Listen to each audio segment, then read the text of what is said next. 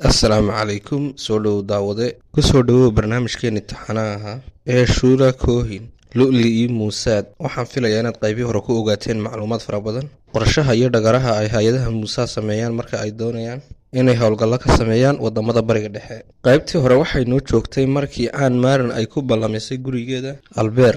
Qaybtanna waxaanu ku eegi doonaa Shuura oo bilowday arrimaheegii sirtaha iyo basaasnimadii. Gurigii George waxa uu isku bedelay xarun sirdoon oo isugu yimaadaan sirdoonadii ka howlgeli jiray Beirut ee ay ka mid ahayd Shuura Koohin.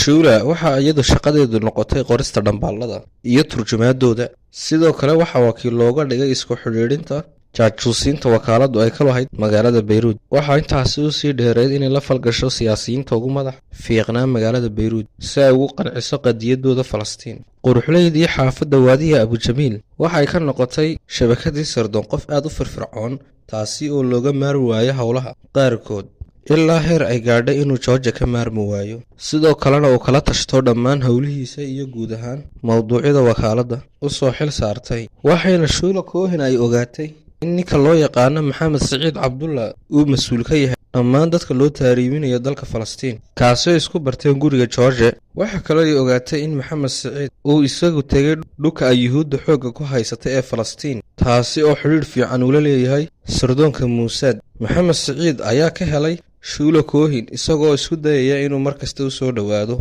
Shuura ayaa iyaduna dhankeega ku soo dhoweynaysay indho naxariis leh, maadaama ay u aragto nin shaqadiisa ka soo baxay oo shaqaysta. Markana aan eegno howlgalkii halista badnaa. Maalin maalmaha ka mid a George Malkhuub oo xafiiskiisa la fadhiya Shuura Koohin isagoo kala hadlayay howlgal halis badnaa, isagoo u sheegay inuu la heshiiyey mid ka mid a dhallinyarada wufuudda ee sidoo kale awoodda ku leh magaalada Beirut, isagoo kula heshiiyey taariibinta tiro badan oo Yuhuudda Lubnaan ka tirsan, kuwaasi oo loo taariibinayo dhulka Falastiin iyagoo la marsiinayo dhanka badda.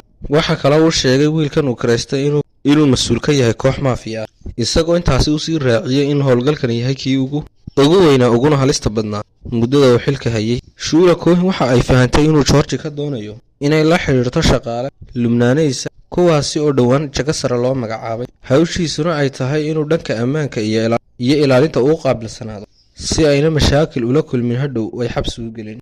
George waxa uu sidoo kale u sheegay in shaqaalahaasi oo ahaa sargaal yahay dumarka aad ugu jilicsan, lagana doonayo in ninkaasi qalbigiisa ay hanato, isla markaana awood ay u yeelato inay siday doonto u maamuli karto. Shuura Koohin ayaa George ugu baaqday inay isdejiyo hawshaasna iyadoo u daayo, uuna siiyo ciwaankiisa iyo lambarkiisa iyo goobaha uu ku caweeyo habeen. Kadibna uu ka warsugo 48 saacadood si ay hawshaasi u fuliso hab nidaamsanna ula soo dulmeerto dhammaan danta iyo ujeedooyinka uu leeyahay sargaalkaasi. Shulaami waxa la siiyey dhammaan wixii ay dalbatay. Waxay ogaatay ciwaanka ninka, lambarkiisa iyo goobtii uu badnaa, waxayna bilowday inay isku diyaariso la kulankiisa iyo baadigoobkiisa. Maalintii xigtay galabteedii Shuura Koohin ayaa isku diyaarisay si heer sare ah, iyadoo xidhatay labis ilqabad leh isla markaana soo jiidasho leh sidii caadada u ahayd. Waxayna ujeedadeedu ahayd sidii ay ugu soo jiidan lahayd ruux kasta oo ka hor yimaada iyada. Shuura waxay tagtay goob dumarku isku qurxiyaan si ay wejiga iyo timaha ugu sii hageen. Kadibna waxay hore u sii wacatay gabadh saaxiibadeeda oo loo yaqaano Saarina, taasi oo isku sii raaceen kaleebkii uu ka caweyn jiray sargaalka shaqaalaha ahaa. Markaasi ayay raadis ay galeen, waxayna soo jiiteen dhammaan indhihii kalaabka ku sugnaa. Waxaana dadka ay soo jiiteen ka mid ahaa sargaalka shaqaalaha dowladeed oo sidii caadada u ahaydba kalaabka isaga caweynayay. Shuura Koohin iyo saaxiibadeed Saarina waxay fadhiisteen kursiga ku fadhiya sargaalka kursiga ka soo horjeeda, halkaasi oo indhahooga isqaban karaan si fiicanna ay isku arki karayeen. Sargaalku waxa uu ahaa qof aan indhaha ka qaadin Shuura Koohin, halka ay Shuura Koohin marba jalleecaysa, mararka qaarna ay u dhoola cadaynaysa sidii ay u yeedhayso oo ay leedahay kaalay adiga ayaan ku sugayaa. Arrintaasi waxay sargaalkii ku dhiirigelisay inuu u yeedho kabalyeeri meesha marayay, uuna u sheegay in Shuura Koohin iyo saaxiibadeed ugu yeedho miiska uu ku fadhiyo. Shuura Koohin markiiba way aqbashay dalabkii kabalyeeriga, waxayna u boqoleen dhankii sargaalka isagoo dhoola cadayn ku soo dhoweynaya fadhigana uga kaca, kadibna isbarasho la gala. Sargaalka waxaa la fadhiyey wiil ay saaxiiba yihiin oo goobta kula caweyn jiray, waana sababta Shuura Koohin u kaxaysatay saaxiibadeed si inta sargaalka ay ka soo jiidanaysa saaxiibadeed ka mashquuliso wiilka kale. Sargaalkii ayaa waxauu labadii hablood weydiiyey maxaad cabaysaa. Shuura oo si hoose u hadlaysa ayaa waxay tiri wax walba aad noo dalabto. Waxa kale ay ku celisay adigu maxaad cabaysaa. Markaasi ayuu sargaalkii ugu jawaabay isaga oo raba inuu jawiga ka dhigo mid romantiga. waxaan cabbaynaa wiski ama khamr mise waxaad ka doorbidaysaan shaambeynka, ayuu ku yidhi. sargaalka ayaa waxa uu eegay dhanka saaxiibkii, waxaana uu ku yidhi iga raali noqda, waxaan ilaaweynaa nibaro saaxiibka oo lagu magacaabo doctor qaasiin. waa saaxiibkaeen habeenkii isla caweyn. shuula koohin ayaa waxa ay sargaalkii u sheegtay maadaama ay ka ogolaadeen inay la soo fadhiistaan inay si gaara u caweeyaan. sargaalkii ayaa isagoo arrinkaasi soo dhoweeyey. kadib kabalyeeriga ayaa u keenay shaambeynkoogii, iyagoo halkaasi wakhti ku wada qaatay. shuula koohin ayaa halkaasi shaqadeedii ka bilowday, waxayna bilowday inay la farka ciyaarto sargaalka, iyada oo danta iyo ujeeddada ay ka leedahay tahay inay dhammaanba isaga beddesho. shuula koohin ayaa arrinka waxay u samaynaysay si uuna u fahmin ujeeddadeeda, oo waxa ay gelisay sargaalkaasi muujid kale isaga aan muhiim u ahayn. saacaddu waxay tilmaamaysaa 10:04 oo habeennimo. markaasi ayay dhammaantood waxa ay bilaabeen inay dareemaan wareer iyo wixii la mid ah, iyaga oo khamrigii jidhkoogii galay aqligoogiina sakhraameen. inkastoo ay shuula koohin khamriga iska badin taxadar badanna ay lahayd. shuula koohin ayaa markii ay dareenkiisii kicisay waxa ay weydiisay, hagee doonaysaa inaad noo kaxayso? ma guri kooqaasa ayaa jira? sargaalkii oo dhiiranaantii shuula koohin la yaaban lana dhacsan ayaa waxa uu yidhi, magaalada bayruud oo dhan cagtaada ayay hoostaa lacaawo. goobta aad rabto ayaana kuu kaxaynayaa. ujeeddada shuula koohinna waxay ahayd inay gaar ula baxdo si ay macluumaad badan uga hesho. waxaan kaa rabaa inaad ii caddayso inuu hadalkaagu dhab yahay ood jeceshahay. markaasi ayay saaxiibadeed saariina intay u liljabisay ku tidhi, soo bax, aan jawigaan beddelanay. markaasi ayay afartoodii hal gaadhi soo wada raaceen oo taksiya, waxaana la yimid goob uu sargaalku ku sii talagalay inta ka dhiman wakhtiga in lagu wada qaato. shuula koohin iyo saariina waxay gurigii sargaalku geeyey ka soo baxeen xilli dambe, waxayna ku ballameen inay kulmaan maalinta berrito ah. shuula koohin ayaa saariina xaafadoodii geysay, kadibna waxay toos u aaday gurigii georgi malkhow, kaasi oo isaguna wakhtigaasi soo jeeday, waxaana uu sugaya shulaama koohin akhbaarta ay u keeni doonto.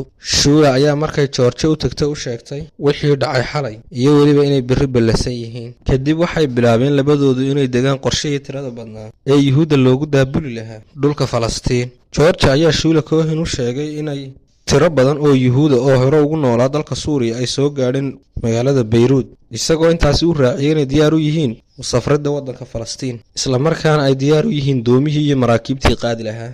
sidoo kalena markay hawsha dhammeeyaan uu diyaar u yahay inuu galbin doono maxamed siciid cabdallah. waxayna halkaasi ku diyaariyeen qorshihii berri toole ay ku howlgeli lahaayeen, iyada oo georgi makhluuq u sheegay shuula koohin inuu berri la kula siin doono mid ka mid a ragga howlwadeennadooda ah, sidoo kalena jaajuus u adeega wakaaladda ah, kaasi oo lagu magacaabo yuusuf koobi, sidoo kalena ah shakhsi lubnaaniis ah, kana mas-uula diyaarinta doomaha iyo maraakiibta taariibinta oo dadka la doonaya in lagu sii qaado. wuxuuna intaasi usii raaciyey in saaxiibka naagtiisa oo la yidhaahdo albeer uu qorshaha qayb ka yahay. qorshaha dadka tirada badan ee yuhuudda ah loogu taariibinayo dhulka falastiin waxa uu ahaa qorshe aad u halis badan, waayo waa markii ugu horreysay ee dad intaa leeg lagu guro markab lagana taariibiyo dhanka badda, waana markii u horreeyey ee shuula koohin ka qayb qaadanayso shirqoolkaasi yuhuudda. inta ay shuula koohin ku soo biirin tiimka, qorshaha taariibinta dadku waxa uu ahaa mid aad u dhib badan, iyadoo maxamed siciid uu taariibin jiray 1 ilaa 2 qof, isaga oo marsiin jiray dhanka xuduudda bariga ee isku xidha lubnaan iyo falastiin. howlgalka lagu taariibinayay dadka yuhuudda waxaa mas-uuliyaddeeda lahaa maxamed siciid. maxamed siciid waxau ahaa dalyaqaan si fiican u yaqaana waddooyinka isku xidha labada dal, isagoo cadowga yuhuudda u fulinaya howlgalkaasi kagana qaadanaya lacag aad u tiro badan. laakiin markii ay shuula koohin ku soo biirtay tiimka waxaa dhacay sare u kac, kaasi oo dad badan lagu taariibiyo. shuula ayaa bilowday inay mashquuliso sargaalkii loo xil saaray, iyadoo oo la rabay in intaa hawshaasi ama howlgalkaasi socdo ay biisi ka dhigto sargaalkaasi. sidaasi awgeed waxay ahayd habeenkii xigay, habeenka lagu ballansanaa taariibinta yuhuudda. sargaalkii kale ayaa u ballamisay mid ka mid a gabdhihii quruxda badnaa ee ku sugnaa xaafadda yuhuudda ee ku taallay bayruud. afartooduna qorshoogu waxa uu ahaa in sargaalka lagu indhasarcaado quruxda gabadhaasi, islamarkaana laga mashquuliyo howlihiisa muddada howlgalkaasi socdo. shulaama koohin waxay habeenkaasi sargaalkaasi u diyaarisay gabadh aad u qurux badan oo lagu magacaabi jiray fartuuniya, waxayna ka mid ahayd gabdhaha farakutiriska ah ee ku nool xaafaddaasi, taasi oo aad iyo aad u qurux badnayd, iyada oo lahayd indho buluuga iyo timo dahabiya. iyo sidoo kale dhismo jireed oo soo jiidasho leh. Ka hor inta ayna diyaarin Shula Cohen Fortuniya waxa ay wajahday caqabadaasi oo ahayd in Fortuniya la qabay uu qabin hantiila ah. Laakiin Fortuniya oo iyadu lacagta aad u jeclayd, Shula ayaa waxay Fortuniya ku qancisay inay soo baxdo habeenkaasi sidee loo soo xirigeliyay sargaalkiis. Halkaas ay noo joogto qaybta xigta ee macluumaadkaasi.